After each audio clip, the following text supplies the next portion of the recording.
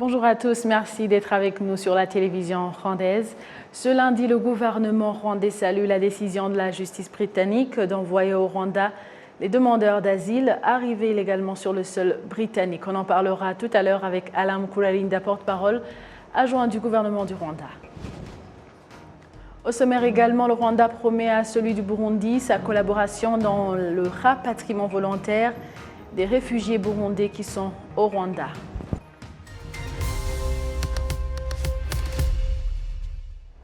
Madame, Monsieur, bonjour et bienvenue à la grande édition d'aujourd'hui. Le gouvernement du Rwanda salue la décision de la justice britannique d'envoyer au Rwanda les demandeurs d'asile arrivés illégalement sur le sol britannique. Le porte-parole adjoint du gouvernement du Rwanda, Monsieur Alain Mukuralinda, précise que le Rwanda est prêt à cette action humanitaire.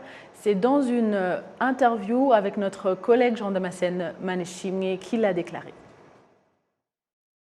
Le gouvernement rwandais a accueilli cette décision d'une façon, c'est une décision satisfaisante parce que là nous avons concrètement une décision de la Cour qui nous permet d'exercer une action, comme on l'a toujours dit, une action humanitaire en vue de sauver des vies et puis d'appliquer une nouvelle solution ou une nouvelle façon de faire pour trouver une solution à cette migration ou émigration que je qualifierais de funèbre. Parce qu'on est en train de regarder des migrants qui traversent, qui empruntent des voies dangereuses, qui deviennent des esclaves des temps modernes, qui sont victimes du trafic de l'être humain, qui se noient dans la mer Méditerranée, au vu et au su de tout le monde.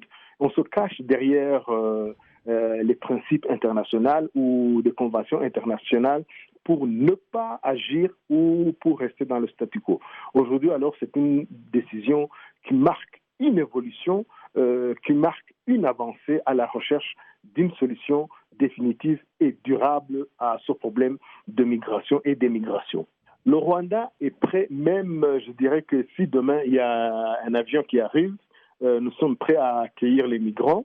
Bien sûr, on va les accueillir au fur et à mesure, on ne va pas venir en même temps. Mais sachez que depuis que la convention avait été signée entre les deux gouvernements, le Rwanda était déjà prêt. Et ces mois qui se sont écoulés, durant lesquels il y a eu le procès, le Rwanda a amplifié sa préparation. Donc, il n'y a aucune inquiétude à ce point-là. À son point, le Rwanda est prêt. Et pour terminer, pourriez-vous nous rappeler brièvement le contenu de cet accord ? L'accord consiste à ce que s'il y a des migrants qui arrivent sur le territoire anglais, les migrants qui sont arrivés depuis le 1er janvier de cette année, si je me rappelle, mais qui sont arrivés d'une façon irrégulière, d'une façon illégale, seront envoyés au Rwanda où ils seront accueillis, logés, nourris, instruits ou qui seront insérés dans la vie courante et qui vont s'intégrer avec les Rwandais. Et de notre côté, nous avons le gouvernement anglais qui va financer ce programme et tout cela pour éviter que les migrants continuent à emprunter des voies dangereuses et de mettre leur vie en danger.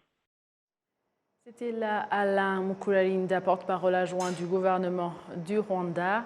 Et à présent, le gouvernement du Rwanda promet à celui du Burundi sa collaboration dans le rapatriement volontaire des réfugiés burundais qui sont au Rwanda. Promesse faite après que ce lundi, le Rwanda ait accueilli une délégation burundaise venue pour sensibiliser les réfugiés burundais présents au Rwanda à rentrer de leur gré. Le point avec Assim Youssouf. Cette délégation est sous la direction du secrétaire permanent au ministère burundais de la Sécurité, le lieutenant-général de police André Ndayambaje. Il est au Rwanda en compagnie des gouverneurs des provinces frontalières avec le Rwanda, dont le gouverneur de la province de Kirundo, Hatungimana Albert, celui de la province de Kayanza, Chichahayo Remi, et Vandezamaso Leonidas de la province de Bururi.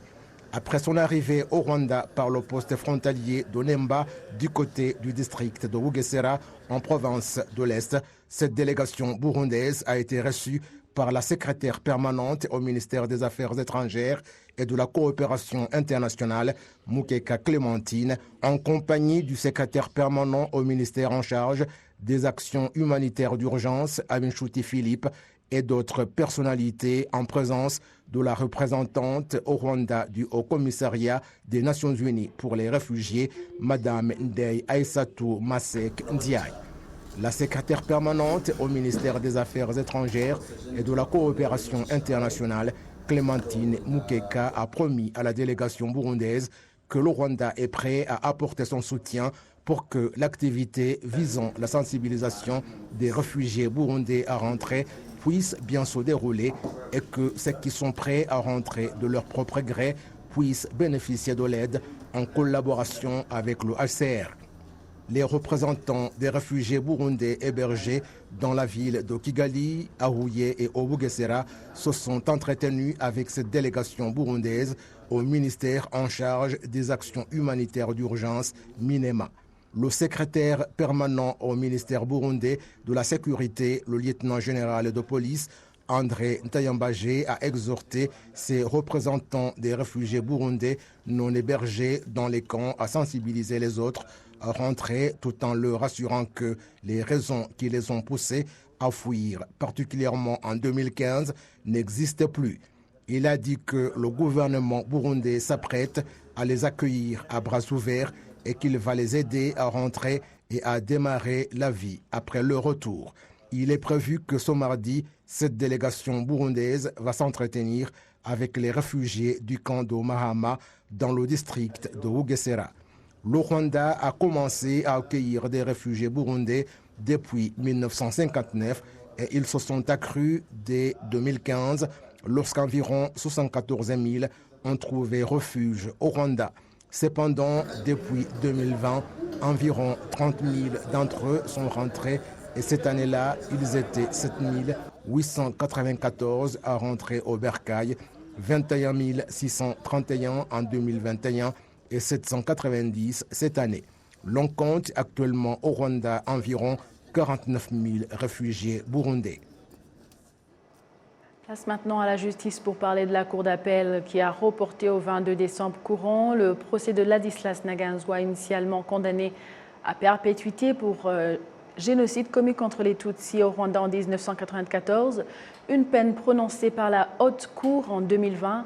Ladislas Ntaganzwa, de 60 ans, a été condamné pour crime de génocide, meurtre, incitation au meurtre, extermination, viol et crime contre l'humanité.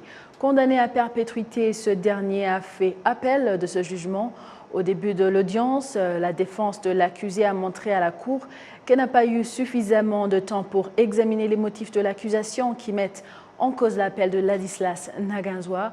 L'accusé a fait appel de sa condamnation, estimant que les témoins à charge ont donné des témoignages contradictoires. Il a également rejeté les rapports sur lesquels s'est basée la Cour pour le condamner à perpétuité. Ladislas Ntaganzwa, ancien bourgmestre de la commune Nyakizu au sud du Rwanda, est accusé d'avoir joué un rôle dans les massacres de plus de 25 000 Tutsis qui avaient trouvé refuge à la paroisse de Kyahinda. Ntaganzwa a été arrêté en République démocratique du Congo en 2015 et a été transféré au Rwanda l'année suivante. Dans le même cadre, les rescapés des attaques terroristes du FLN survenues dans le district de Nyaruguru en 2018 continuent d'honorer la mémoire des victimes de ces attaques. Dans le parc national de Nyungwe au sud du Rwanda, ils estiment qu'honorer leur mémoire est impératif pour eux. Jean Damascène Maneshim. Des gerbes de fleurs à main, avec des pancartes condamnant cette barbarie, les rescapés des attaques du groupe terroriste MRC des FLN et les amis et proches des victimes de ces attaques se sont retrouvés dans la forêt de Nyungwe. Pour honorer leur mémoire, ils ont déposé des gerbes de fleurs à l'endroit même où ils ont été fusillés et leurs véhicules incendiés.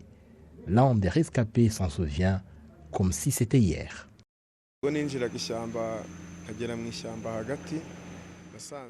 Arrivé au milieu de la forêt, j'ai réalisé qu'un véhicule avait été incendié. Il appartenait à la société Omega. Et quand je commençais à me poser beaucoup de questions, j'ai directement vu les gens armés, sans tenue militaire convenable, qui barraient la route. J'ai d'abord voulu rebrousser chemin, mais ça n'a pas été possible. J'ai essayé de franchir la barrière pour me sauver. Ils ont directement tiré sur mon véhicule. qui a quitté la route. Nous avons pu sortir par les fenêtres pour fuir, mais certains avaient déjà été tués. Nous avons eu la vie sauve grâce à l'intervention des forces rwandaises de défense. Nombre de ceux qui ont échappé in extremis à ces tueries sont en situation d'handicap, suite aux balles qui les ont touchés. J'ai d'abord entendu les crépitements de balles. Alors, directement, je me suis couché par terre avec une jeune fille du nom de Alice Kaitesi qui travaille avec moi. Nous avons été touchés aux jambes. Elle a pu se lever et courir dans la forêt, mais moi, je ne le pouvais pas.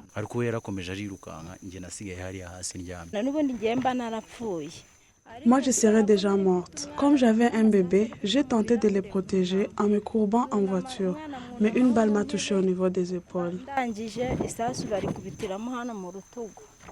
Plus de 4 ans après, les rescapés, tout comme les proches des victimes des attaques terroristes du MRCD-FLN, indiquent que cette activité de commémoration est plus que significative. J'aurais perdu la vie ici, comme eux. Revenir ici, c'est honorer leur mémoire et leur montrer que nous les gardons toujours à l'esprit. Nous rendons grâce à Dieu qui nous a protégés, tout en lui confiant les nôtres qui sont morts. Notre gratitude aussi au président Paul Kagame pour son assistance. Grâce à lui, nous avons été soignés et on nous visite régulièrement. Hommage à lui. Les attaques perpétrées par le groupe MRCD-FLN dans le parc national de Nyungwe et à Bgeyeye dans le district de Rusizi ont fait 12 morts. 20 personnes ont été condamnées par la justice rwandaise pour ces faits. Parmi eux figure Paul Rusesabagina, président du MRCD, qui a écopé d'une peine de 25 ans de réclusion, ainsi que Sabimana Calixte dit Sankara, porte-parole du mouvement FLN, qui a lui été condamné à 15 ans d'emprisonnement. Le service correctionnel du Rwanda, RCS, indique que des accords avec son homologue du Kenya en étude prévoient l'extradition de part et d'autre des détenus afin qu'ils puissent acquérir plus de connaissances. Le point avec Assim Youssouf. Une délégation du service correctionnel du Kenya sous la direction du commissaire général de police John Kibaso Warioba a débuté ce lundi une visite de travail d'un jour au Rwanda afin d'échanger avec le service correctionnel du Rwanda sur leur partenariat.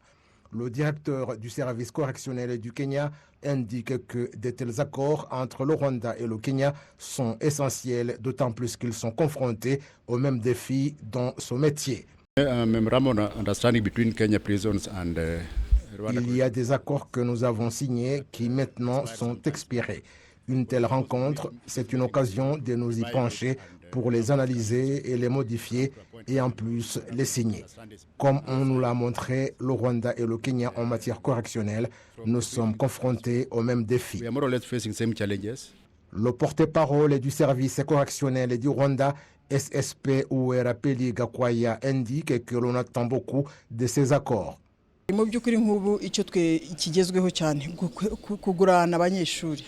Ce qu'on envisage, c'est l'échange des apprenants. Dans tout cela, il s'agit de voir ce qu'ils ont que nous n'avons pas et vice-versa.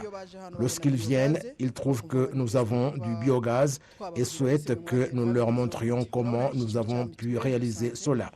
Il y a aussi la mutuelle de santé. Ils veulent savoir comment tous les détenus peuvent se faire soigner et ils nous ont aidés à élaborer des cours destinés aux détenus. Avant que les accords n'arrivent à terme, ce sont ces choses que nous avons essayé de faire avec eux et c'est pourquoi nos responsables sont en train d'y déployer beaucoup d'efforts afin que beaucoup de choses basées sur notre bonne coopération soient réalisées. L'on compte actuellement au Rwanda 85 235 détenus, dont 93% sont des hommes. Après avoir analysé le contenu de ces accords, les conclusions seront remises aux organes supérieurs du Rwanda et du Kenya qui vont les approuver. La police nationale du Rwanda se félicite de l'excellence des relations de coopération entretenues avec le gouvernement dans l'accomplissement de ses responsabilité dans la gestion de la sécurité publique. Les détails avec Patrick Nidanti. Comme au cours de ces différentes sessions, chaque trimestre, les responsables de la police se sont retrouvés autour de l'autorité du tutelle pour faire une évaluation sur leur performance, la conduite, le bien-être au sein de ces corps, mais aussi envie d'étudier la gestion de leurs ressources. Le chef de la police rwandaise, Dan Muyuza, apprécie le rôle du gouvernement dans le renforcement des capacités de la police. Nous sommes reconnaissants au président de la République qui ne cesse de renforcer nos ressources en nous donnant les moyens nécessaires pour continuer à renforcer notre capacité visant à atteindre notre plein fonctionnement, notamment dans la lutte contre les accidents de circulation. En prenant cet exemple, on peut dire que les radars de contrôle de la vitesse, qui sont nombreux sur les routes, ont réduit considérablement les accidents. Le nombre de centres de contrôle technique automobile sont aussi de plus en plus nombreux dans les différentes provinces du pays. Au cours de cette réunion, il a été signalé qu'en 2022, les principaux crimes relevés sont liés à des violences, coups et blessures, le vol, le trafic de drogue, la contrebande et la pédophilie. Le ministre de la Sécurité, Gassan Alfred, trouve que la sécurité des personnes nécessite une participation de tous les citoyens. Pour être en sécurité, il faut la coopération des différentes institutions, mais aussi de la population.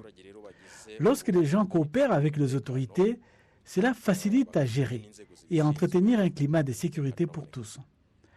La sécurité est là, nous le voyons, mais en ce jour de fin d'année, nous devons faire en sorte que les gens puissent célébrer les fêtes d'une manière pacifique.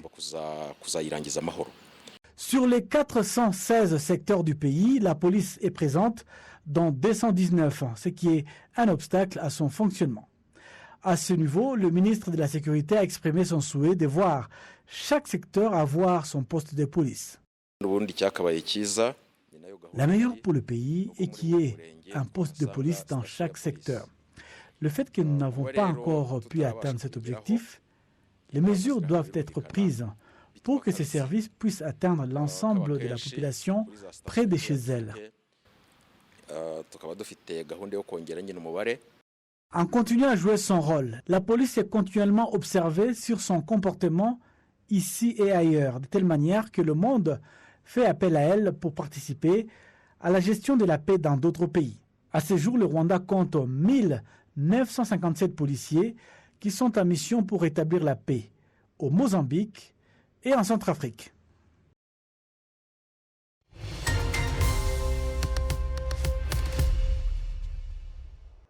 Merci à vous tous qui étiez au rendez-vous d'actualité d'aujourd'hui. Bonne suite du programme de la télévision rwandaise à 22h45 pour le bulletin d'information. D'ici là, portez-vous bien.